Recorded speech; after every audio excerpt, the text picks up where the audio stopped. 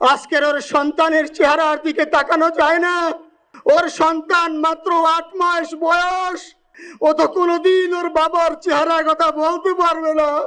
সবচেয়ে ছোট ছিল শরীফ ওসমান হাদি, আজকের তার লাশ আমার কাঁধে বহন করতে হচ্ছে।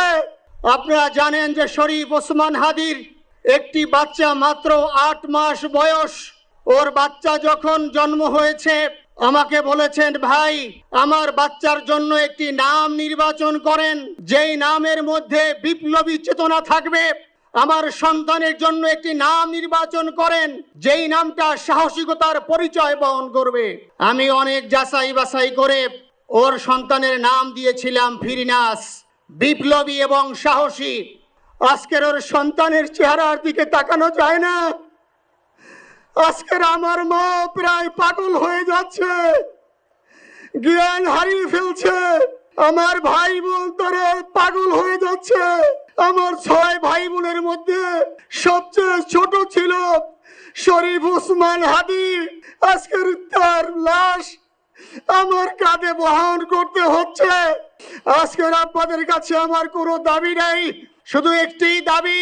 7 থেকে 8 দিন হয়ে গেল দিবালোকে প্রকাশ্যে রাজধানী ঢাকায় জুমার নামাজের পরে খুনি প্রকাশ্যে গুলি করে যদি পার পেয়ে যায়, এর চেয়ে লজ্জার আমাদের আর কিছু নাই।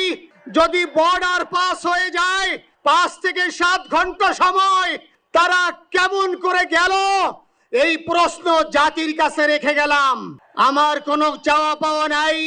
আমার ভাই ওসমান হাদি শহীদ হয়েছে, ওর শহীদি তামান্না ছিল। আপনারা ওর বক্তব্য শুনেছেন, আপনারা শহীদ ওসমান হাদির টক শো শুনেছেন। ও সব সময় শহীদি তামান্না করত। হয়তো আল্লাহ তাআলা ওর শহীদি সেই মত নসিব করে দিয়েছেন, কিন্তু আপনাদের কাছে আমি এই ঋণ কোনদিন আমি ছাড়বো না। আমার ভাই শরীফ ওসমান হাদির বিচার যেন প্রকাশ্যে এই বাংলার জমিনে আমরা দেখতে পারি।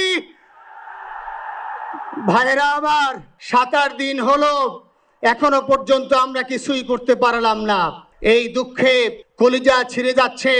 আমরা ওসমান হাদির জন্য দোয়া করি, আমরা ওর সন্তান ওর স্ত্রীর জন্য দোয়া করি। ওর সন্তান মাত্র 8 মাস বয়স। গতকালকে যখন ওর কাছে নিয়ে আসছে, সবাই বাবাকে দেখাবে ওসমান হাদিকে। আমি বললাম কি লাভ হবে, ও তো কোনোদিন ওর বাবার চেহারা কথা বলতে পারবে না। ওর ছেলে আর কোনোদিন জানবে না যে আমার বাবা কেমন ছিল। ভাইরা আমার, ওসমান হাদি আর ফিরে আসবে না। ওসমান, তুমি দেখে যাও, লক্ষ লক্ষ জনতা, তৌহিদি জনতা তোমার জন্য পাগল। ওসমান, তুমি বড় নাই, তুমি আমাদেরকে পাগল বানাই দিয়ে গেছো।